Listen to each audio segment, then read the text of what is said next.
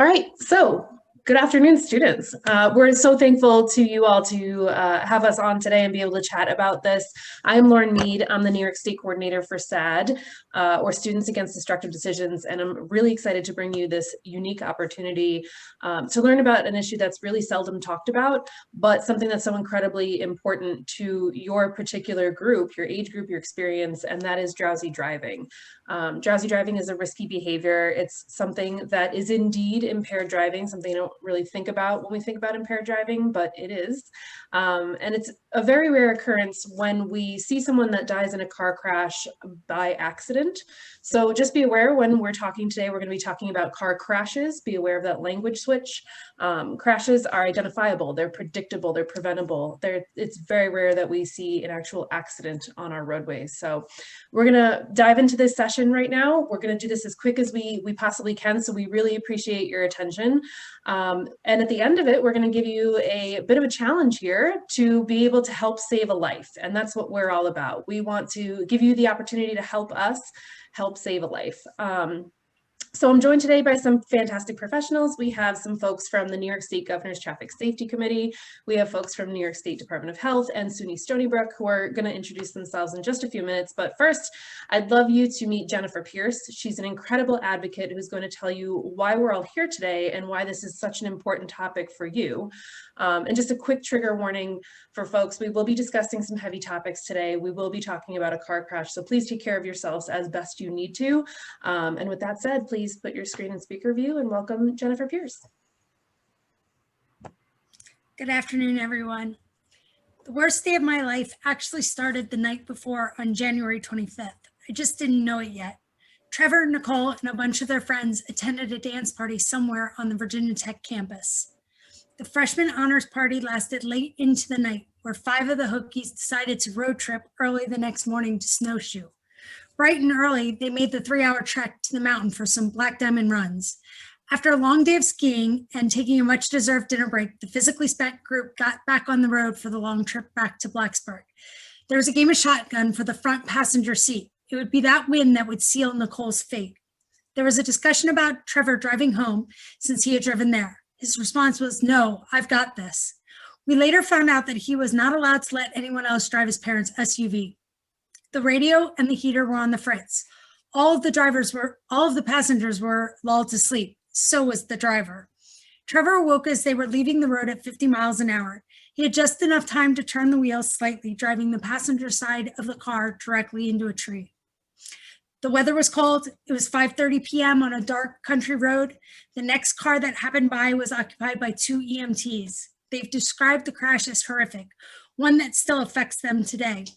The 4 boys in the car all had extensive injuries. There were broken bones, including a back, various stages of consciousness, torn and ruptured internal organs, blood everywhere. But the real damage was directly to the front passenger side of the car, right where Nicole had won the prized shotgun seat. 911 was called, but it would be 30 minutes before help would arrive. Jaws of life were required to extract Nicole. A stranger held my sister's hand on that night. She talked to her and prayed over her, all the while unsure if there was any hope for her. Her friends were long gone by ambulance or helicopter, but Nicole would be too unstable for a faster ride in the air. On the 30-minute ride to the country hospital, my baby sister coded 5 times. I spent that Saturday enjoying a massage at the spa. I had turned my phone off during the treatment, came home, laid down for a nap with a sense of peace from a day of pampering. I was awoken by my boyfriend. The only words spoken were, "Jen, wake up. There's been a crash. Your mom's trying to reach you. It's Nicole and she's headed to a hospital hours away. We've got to get going." I can honestly say the next few hours were a blur. Here's what I remember. Each of my family members coming from different places in separate cars were all racing towards Nicole in a hospital in a small town in West Virginia. I alternated between calls with my mother and calls with my father, constantly reassuring them that Nicole would be okay. I remember telling my mom she'd still be Nicole no matter the damage. I was putting on the bravest front. And then I would hang up and sob as my boyfriend drove silently. When I composed myself, it was back to calls with my parents. Nicole would be okay. She's a fighter. She'll get through this. I remember saying we could even live with a wheelchair. I was emotionally volleying between crying, begging God to take care of her, crying, rallying to be strong and optimistic.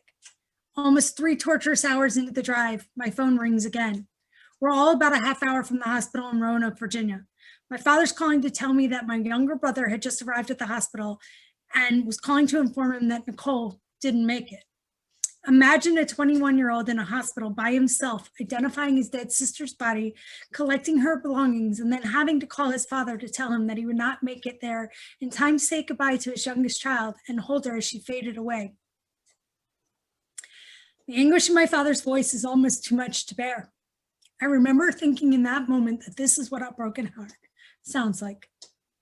In my hazy memory, I remember us all getting there, almost at the same time. I see my brother walking down the hospital hall. He gives me a hug, but he isn't really able to speak. The hospital ushers my family to a private room far from the view of the other hospital visitors to wait while they prepare Nicole's body. Soon we're moved again. This time she's lying so still on a gurney. She's tucked into a white blanket all the way up to her neck and wrapped around her head to protect us from a lifetime of reliving what is beneath. Considering what she's been through, she almost looks peaceful. We can see on her face a large bruise, and if I tricked myself into thinking she's asleep, that is, if I can drown out the crying or ignore the horror and the pain on the faces of my family. Somehow soon my aunts and uncles are there and a priest, and we're all holding hands and praying over my sister. It seems like we're there for a very long time, but how much time would it take for you to leave your loved one knowing the next stop is the morgue? I think I blacked out much that night. I remember at some point being in a hotel room. My father's almost catatonic. He's shaking so hard, and he's very, very pale. I think he needs medical attention, but he refuses. I communicate with the police department and Virginia Tech, and there's lots of crying and sitting and shock and silence. And at some point, everyone retreats to their own hotel rooms and are either asleep or lying in bed pretending to be so they can be lost in their own sorrow. I don't want to wake my boyfriend who drove all night to get me there safely, so I climb into the bathtub, curl up in a ball, shaking, and I weep for hours. You might think to yourself, yes, I can see how this would be the worst day of our life. But really, it's just the first day in a long chain of worst days of my life. It would be too hard to determine which truly was the worst day. The worst day could have been the next day when I woke up from a nightmare and realized I had been crying in my sleep. My parents aren't able to function, so they don't leave their hotel room. My brother and sister and I went to Nicole's dorm room and we packed up all of her stuff in boxes, where much of it remains today. Memories of a college life not fully lived will prove too painful for all of us. My remaining siblings and I are invited to the honors dorm, where there's a beautiful memorial in her honor and a prayer session for the healing of the 4 remaining in the hospital. So many college students crying, all of them Nicole's new friends. None of them I knew. I must be dreaming. I can't believe what is happening. It's like I'm watching from outside my body. There were speeches. Some of them I remember were beautiful and touching, but I have no idea what words were said that night. The worst day could have been the first visit to the funeral home to pick out a casket, walking into a room, feeling the inside lining of each one, evaluating the stains of each wood, hearing the salesman talk about them like we're buying a new car. Listening to my parents negotiate the prices of plots to include all of us, including future spouses, so that Nicole would not have to be alone on that hill forever. Or maybe it could have been a day almost a week later, the day of the viewing, when my mother, who was drugged by doctors, and my father, who's not comfortable showing emotion, had to stand for hours, feet away from my sister's open casket, as a line wraps around the funeral home, slowly sneaking through so that people could shake hands, hug, and share stories. Seeing 6-foot-tall boys crying so hard that their mothers had to hold them up for support, or girls holding hands with each other, terrified as they had never seen a dead body, and this was their bestie, Nicole. I remember somebody mentioned how great I looked.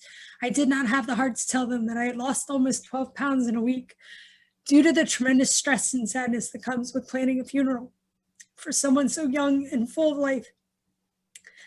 After the viewing, my family was allowed a moment with Nicole before they were to close the casket for good and prepare her for the church the next morning. My mother could not. She would not leave her child. And I will never forget having to pull her away and tell her it was time to go as she held my sister's hand and moaned in pain. At that time, I believe that might be the worst thing I would ever see in life, but it was not. Maybe the worst day was the day of the funeral, when my mother called me hyperventilating and pleading with me. Jennifer, Jennifer, she wailed, you must make them let me see my baby again. What she wanted me to do was stop the funeral home from their journey to the church and return my sister to the viewing room so that my mother could be with her one more time. I tried to explain that the funeral was starting soon and there was not time. She was inconsolable, so I fixed it. Back at the funeral home, my mother was allowed to be with my sister again for a few minutes. If saying goodbye the night before was hard, this time it was 10 times worse. This was really it. She knew they were going to be lowering her casket soon. The church was overflowing with hundreds, and the funeral was beautiful in a tragic, only the good die young sort of way. I had a full-on panic attack leaving the gravesite. I physically could not breathe, and I've only returned once since then. Maybe the return to that gravesite was the worst day, sitting on a blanket with cake and balloons next to a grave, trying to figure out what tradition is right for a situation like this. There were so many other terrible, terrible days. The day I returned to work and my mother kept crying all day long. The first year I realized my parents were secretly praying for the relief their own death would bring them. The first Christmas where I stayed in bed all day crying because I didn't have the strength to face a world so joyful when I was so devastated. Each time her friends hit a new milestone in life, college graduations, first jobs, engagements, weddings, the birth of their children. Still to this day, I'm fundamentally different. There's a sadness in me that is seeped through that will most likely never leave. My highs will never be as high as they once were. My family will never be whole again, and there is the same sadness in each one of them. Deep grief doesn't always happen immediately. The shock can take a long time to wear off, and your brain will only allow you to comprehend so much pain at a time. There are so many new emotions you cannot explain to people who have never felt them, just like it would be hard to explain colors to those who could never see. Many people who go through what my family went through are diagnosed with PTSD. There are months and sometimes years of intense emotional trauma to be worked through. Grief is not linear, it comes in waves, and some of them are so strong that all you can do is try to breathe through them and pray that they pass. The world goes on and you are left in a crumble of ash and soot where your life has burnt to the ground. I lost my sister on January 26, 2008, but I also lost the parents I once knew, the relatively carefree family that laughed all the time, and the version of me that never had to live through something so tragic. Please make sure that my sister did not die in vain. Learn from her death. Don't ever drive drowsy. Never get in a car with a drowsy driver, and help us save lives by sharing her story. Thank you. This is my sister, Nicole. Wow.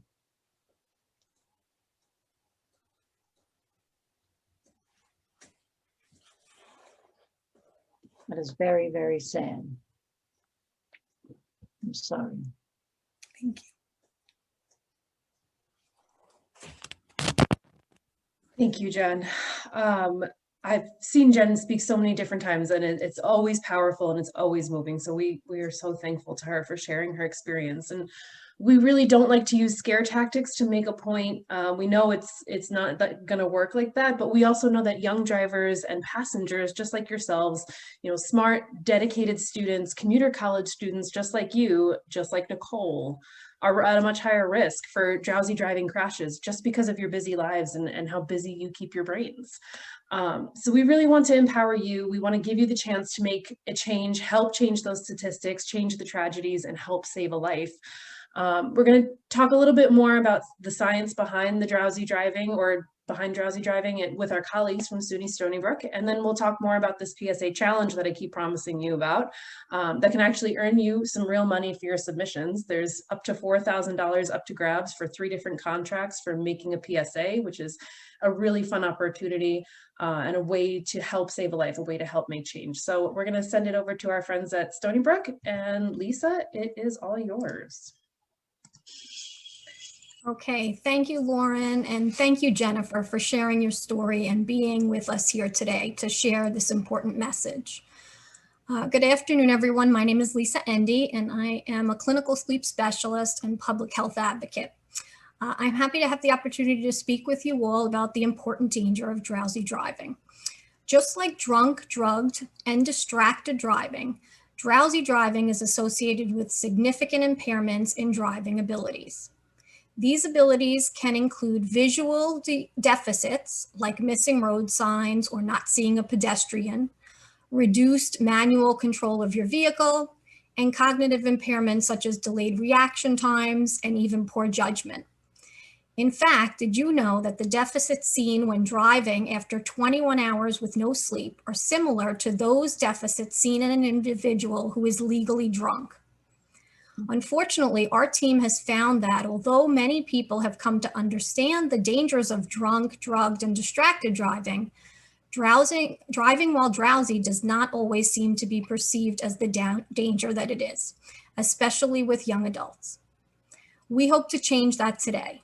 We hope to motivate you to include drowsy as the fourth D in the dangerous driving behaviors and give you the tools to make the right choice and reduce your risk, because drowsy driving is predictable and preventable.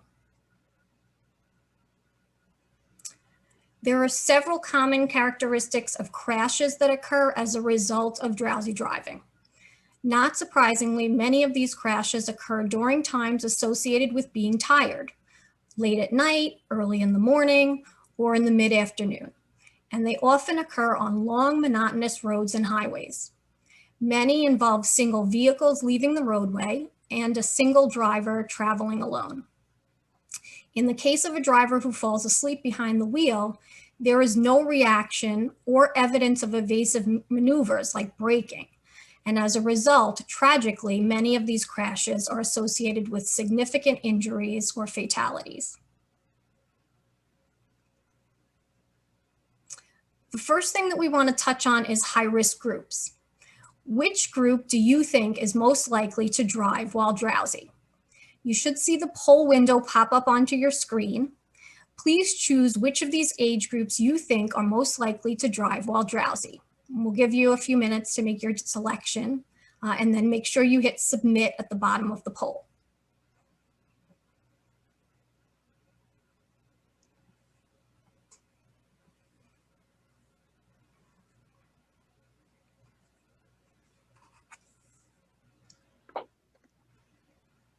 So we're just about 75% of the way here. We'll give it another couple seconds if you haven't answered already.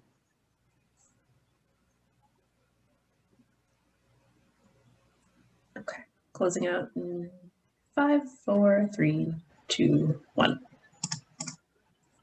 Okay, and we'll have Lauren share the results. Okay, so it looks like the majority of people selected the young adult category, 18 to 29 years. Let's see how that compares to the national statistics.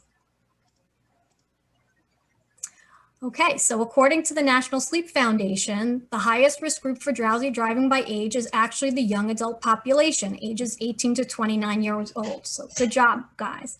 The main reason being that young adults, especially college students, tend to have really poor sleep habits. Many of you fall into this category, but that's why we're here today. Not only are you part of this high-risk group, but you are now attending a college with a significant commuter population who is now or will soon be driving rather frequently. So let's do another quick poll and see how many of you have experienced drowsy driving in the past. Now, with the current pandemic and the move to virtual instruction, you may not have been driving as frequently during these last months, but thinking about a time where you were driving under normal circumstances. Choose each one of the following. Have you either A, driven while drowsy and actually fallen asleep, B, driven while drowsy but not fallen asleep, or C, have not experienced drowsy driving? So please, no wrong answers and no judgment. Yes, no judgment, no wrong answers.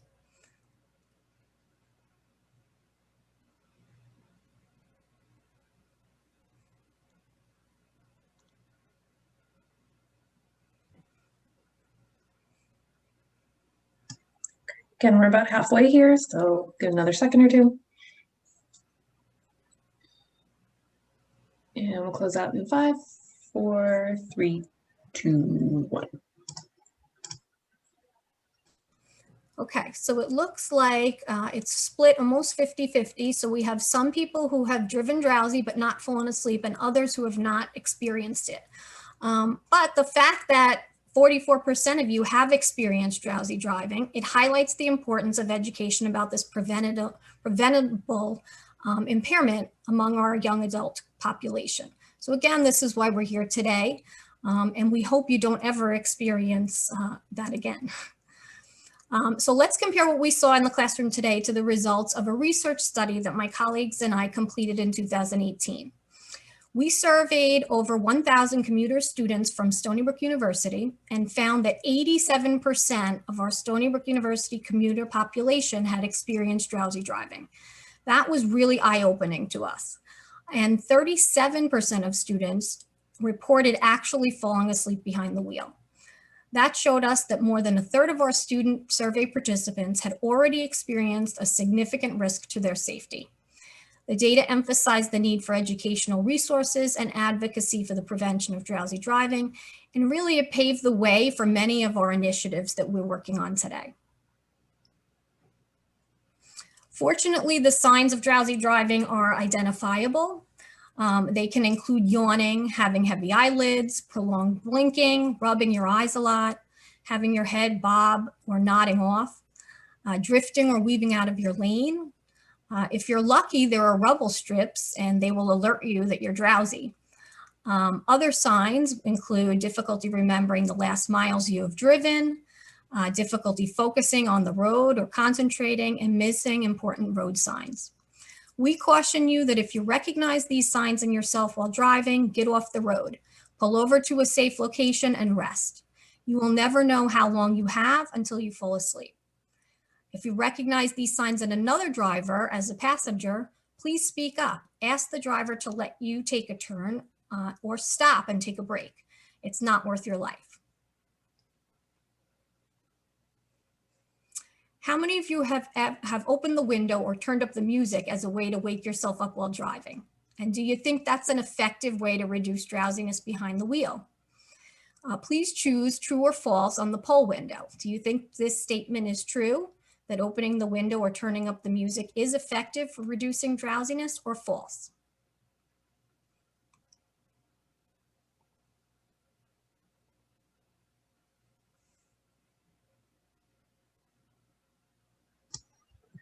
Awesome. So we're just about there. Give it another couple seconds. And 5, 4, 3, 2, 1. Okay, so this is actually a common myth of drivers, and 90% of the class thought that it was effective, but it's not. It's a common myth. So this is great that we did this poll so we can get this right for you. These strategies will not reduce your level of sleepiness. Only one thing will, and that is sleep. Prevention of drowsy driving is really important. And if you notice, when we're talking about it, we're using this word preventable because we want you to remember that this is a risk that is preventable by you with things and strategies you can do. So here are some strategies. Drive during the daytime hours and your normal wake time. Obtain the recommended amount of sleep per night. This is the best way to avoid being sleepy. Get enough sleep. For young adults, the recommended sleep time is 8 to 9 hours. Practice good sleep habits, and that includes leaving digital devices outside the bedroom. If you're driving long distances, take breaks frequently and drive with a passenger that can be a second driver. Read all medication labels for side effects and avoid using sleep aids the night before driving. These can have lasting effects into the day. Finally, if you're constantly sleepy, talk to your doctor, as this can be a sign of an underlying sleep disorder. In 2017, with funding from the Governor's Highway Safety Association and the National Road Safety Foundation, our team was able to create a stopdrowsydriving.org website to help raise awareness about drowsy driving, to help users realize their risk for drowsy driving, and to provide educational resources. The site contains a standardized sleepiness quiz that helps users connect their level of sleepiness to their risk of drowsy driving. We invite you to use the QR code on your screen to visit the site and to take the quiz after a presentation. When you complete the quiz, the site will provide you with a resulting sleepiness category. information on proper sleep habits, and much of the information that you have seen during our presentation today.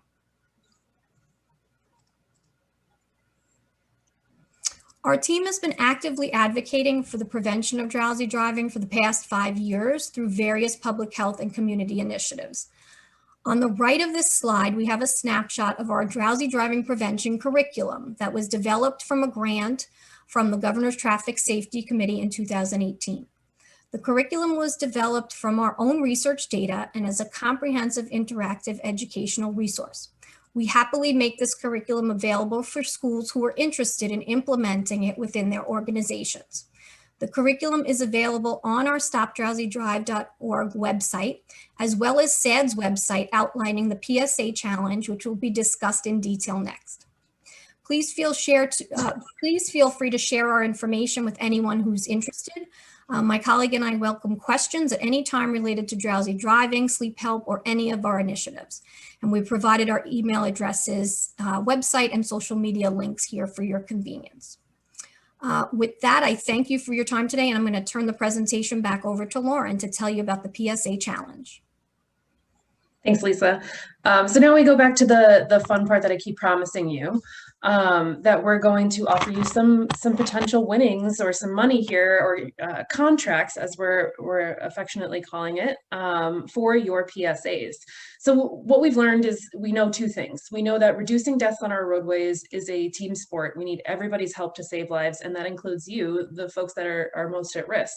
And we know that increasing knowledge and skills really builds the confidence and the ability to prevent and reinforce these good driving behaviors. So our big pitch to you from our partnership against drowsy driving of New York State, we've developed this exclusive partnership with Suffolk and just 8 other colleges.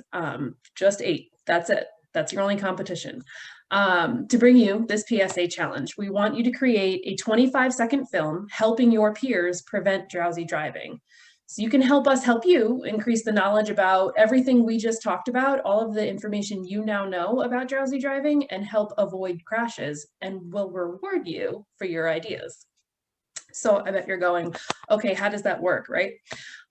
So you can take home one of our 3 paid contracts. As you see right there, we are breaking them out. Our #1 contract is going to get $2,000. That's a lot of book money. Our second contract will get $1,500, and our third contract will get $500. And the rules are pretty simple. All of the guidelines and rules are on our website, so you can hit that QR code there, take a picture of it for later, whatever you need to do. And that'll outline all of the rules, but it's pretty simple. We just need a 25-second film. It needs to be original ideas, original content, obviously using copyright or royalty-free music only, and adhering to the technical specifications that we've asked for, which are pretty slim. And the video has to be submitted as a YouTube link. Should be pretty easy. And again, big money on the table. So I'm not going to go over all the details of this challenge, but really all you'll need is a good idea, a decent camera or a phone, some basic editing software, which I'm sure you could probably get through Suffolk at school, and you're on your way to earning one of these paid contracts.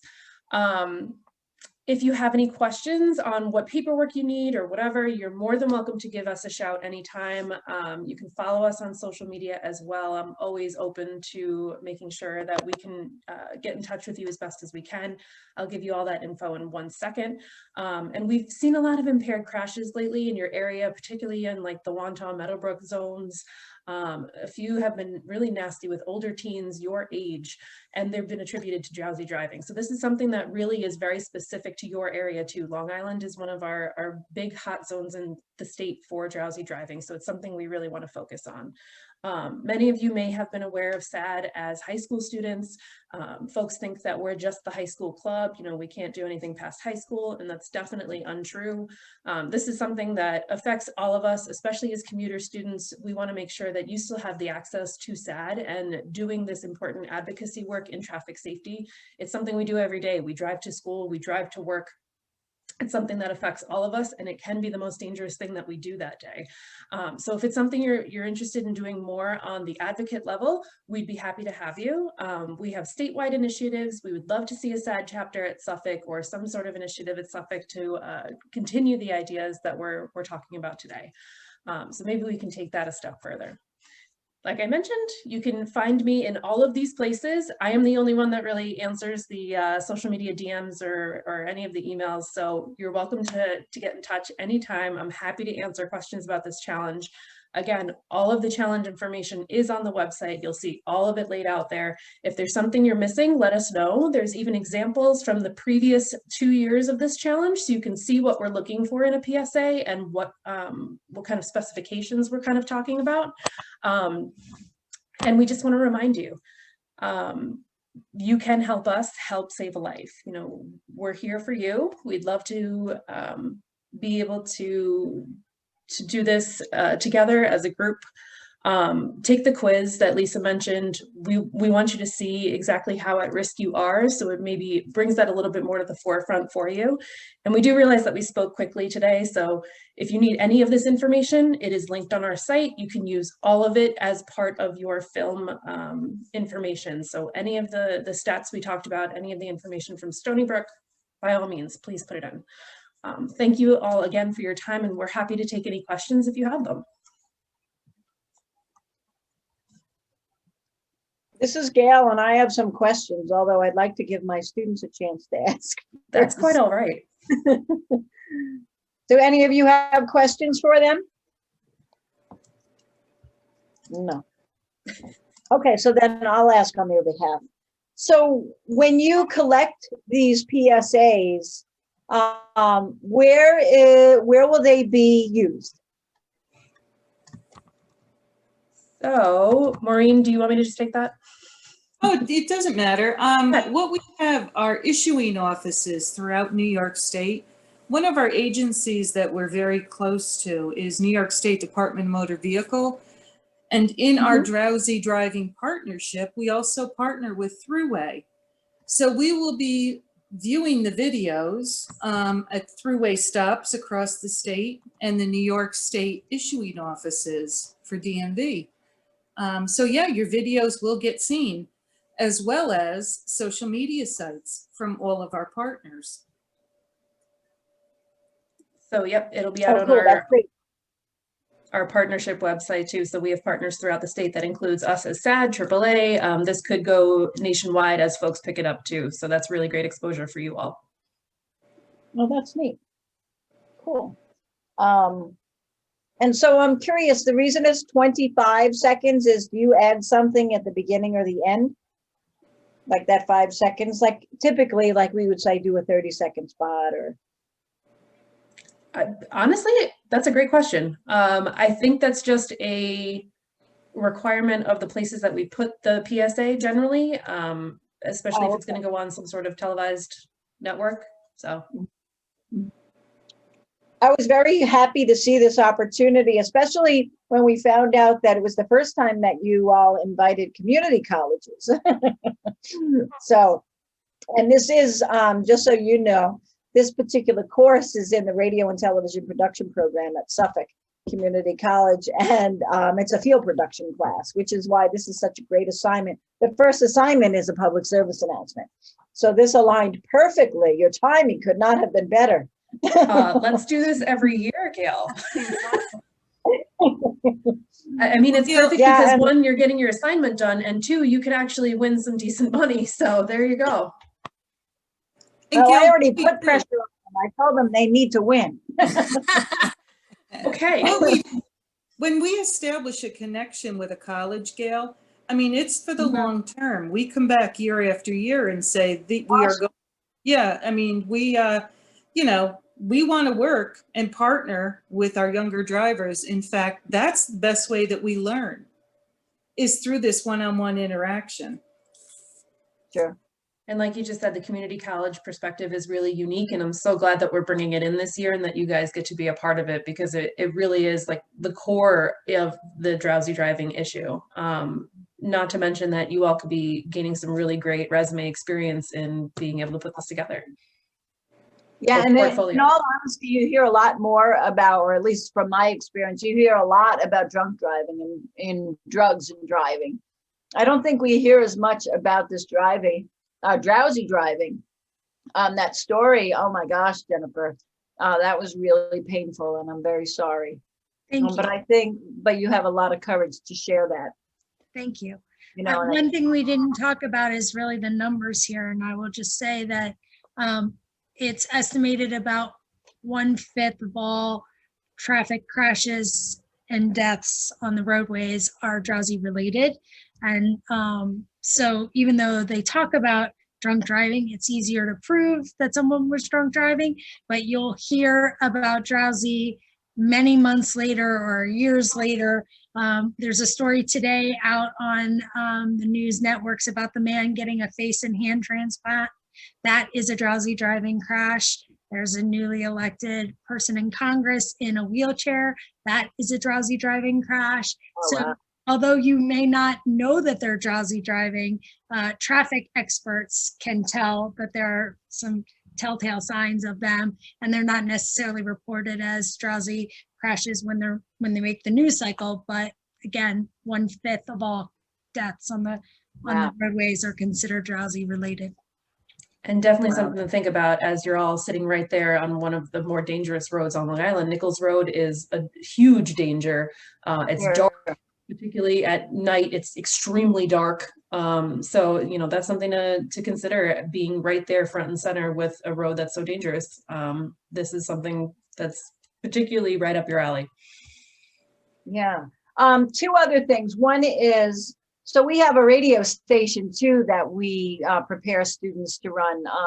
This actually, so that one of the projects they get is a public service announcement as well. So I can talk to the general manager of the station here. I actually sent this to him, but he was seeing it as more visual. And I was like, yeah, but it can be audio too. But I don't know. So you do this contest once per year, is that right? Yes, the challenge is run once a year. So this will happen again towards the beginning of next year as we head towards daylight savings time, which is how we kind of wrap all things together. Oh, I see. Yeah, well, I know the deadline is March. And what's the expected decision? When do people hear? Is it April or May or? Deadline is March 5th, and Maureen, I think it's a pretty quick turnaround. So yeah, we're going to turn this around before mid-March. I mean, this is something that we want to communicate in our statewide press event when we do our big push on the drowsy driving initiative. What we do is we look for the time changes, and yeah, that's what we're hitting. That's what we're trying to hit, because statistically we see a huge uptick in drowsy driving crashes around daylight savings. Interesting, daylight. Okay. Remember, we're all springing forward. So I'm sorry? We're all springing forward in March, so we're losing an hour. Yeah. But quite honestly, Gail, the whole issue of drowsy driving in our younger driver population is ongoing. It's not just, I mean, we would love to have a year-long presence on any college campus. We can do this virtually anytime. Okay. And thanks to your school, we've now got this memorialized on video. So, cool. Yes. And as the school too, you're more than welcome to take any of the PSAs. We'd be happy to give them over to you all to grant access to use them at the school. Oh, neat. Okay, because we have a couple of series of our own, and we actually so in our television production classes, we run we call it Shark Bait News, because we're the Suffolk Sharks, and we have commercial breaks or PSA breaks. So sometimes students choose to they could choose something like this, as long as it's a public service. They're not selling Nike sneakers. It has to be something that's more of like a PSA. But then I have a couple of other questions about statistics, and maybe I should just look this up myself. But since you're here, you guys obviously know a lot about the statistics, as you just mentioned, with the daylight savings time. But one of you I can't remember which of you mentioned this, but you talked about this statistics on Long Island. Is there a specific website where we could get information? Because it sounds like, yes, you're talking, we're talking here, Long Island, but also this is a New York State, right, initiative. So I'm just curious how the stats change between Long Island and the rest of the state, and even the rest of the country for that matter. But who would you recommend for that kind of statistical information? You can absolutely visit our website. New York State GTSC has a very interactive website with all kinds of data. In fact, students can actually actually pull their own data. We have, it's called the TSSR, Traffic Safety Statistical Repository, which is out of Rockefeller College in Albany.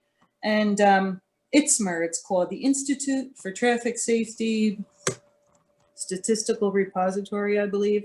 Anyhow, it's off our website. Okay. And yes, you can absolutely pull data on any given topic. And the data is practically live data. Oh, And wow. Yeah, Lauren just posted the website information. Oh, cool. Yes. I mean, we've seen crash occurrences on the island at a higher rate than other jurisdictions throughout New York State. Interesting. In pretty much every category too, outside of animal interference. So sadly. Yep. I'm trying to copy it and it won't let me copy. That's bizarre. It's in the chat for everybody's posterity forever. Those sites are also linked on our website, so you can get there too. Okay. ITSMR is really helpful. One of the beautiful things about having Lisa Endy at the table here is that Lisa is actually from Nassau County. She is part of their traffic safety. Lisa is working for SUNY Stony Brook right in your backyard. Mm-hmm, mm-hmm. Amazing. Great. Well, I think that's the list. Oh, I was going to ask you the technical specifications. I'm going to assume since you said YouTube and that's how we're sharing it. I guess we're doing high def, right? 1920 by 1080. Yeah, high def would be great. We always have to remind students if they're using their phone, please turn it sideways. And that's pretty much. They wouldn't do that in this program. They better not. The specs are pretty easy. If I can understand them as a non-film person, you got this. Great. Terrific. Well, thank you. If there's no other questions, thank you so much. I really appreciate you taking the time and giving this, kind of information. I think it's really great for our students, to learn a lot about what you guys are doing and to have an opportunity to, as you said, complete the assignment as well as the chance of being in a good competition. Hey, if you have to do the assignment anyway, you might as well try to earn some money while you're at it. Without a doubt. I don't think any of them would turn away the $2,000, $1,500. I'd take it. That's awesome. Great, thank you. Absolutely, happy to be here. Again, if you need anything, you can always get us at New York SAD is all of our socials. You can hit us on there, or yeah, I looked you up yesterday, I think. I will put my email in the chat as well. Awesome. I just wanted to say thank you to the students ahead of time for all your hard work on this. Obviously, this is very important topic to me and my family, and anything you can do to help get this message out and save a life is so important. And I put in the link or in the chat a link to my sister's website. So if you need inspiration on any of the work we've done on drowsy driving, or if you just want to see more about Nicole and her life, feel free to reach out to us there as well if you have any questions that we can answer for you. Thank you. Thank you so much. Enjoy your day, everybody. You too.